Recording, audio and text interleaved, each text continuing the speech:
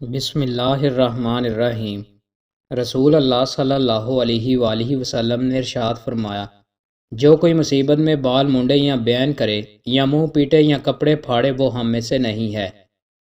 رسول اللہ صلی اللہ علیہ وآلہ وسلم نے ارشاد فرمایا، اللہ تعالیٰ اس بات پر اپنے بندے سے بڑا راضی ہوتا ہے کہ وہ ایک کھانا کھائے اور اس پر اللہ کی حمد کرے، یا پینے کی کوئی چیز پانی دودھ وغیرہ پیے اور اس پر اللہ کی حمد کرے۔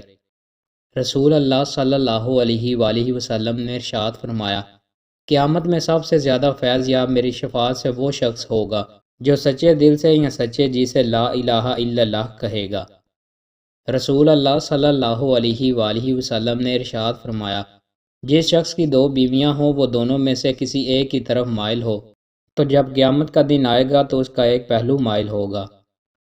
رسول اللہ صلی اللہ علیہ وآلہ وسلم نے ارشاد فرمایا، رمضان کے بعد سب سے افضل روزے اللہ کے مہینے محرم کے ہیں، اور فرض نماز کے بعد سب سے افضل نماز رات کی نماز ہے۔ کیا آپ جانتے ہیں جو لوگ حضرت حسن اور حسین رضی اللہ تعالی عنہ سے محبت کرتے ہیں تو ان لوگوں کے بارے میں کیا حکم ہے؟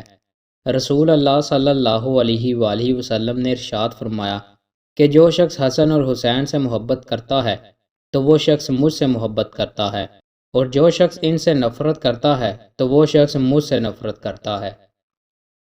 دوستوں، مزید اچھی ویڈیوز کے لیے ہمارے چینل کو سبسکرائب لازمی کریں۔ بہت شکریہ۔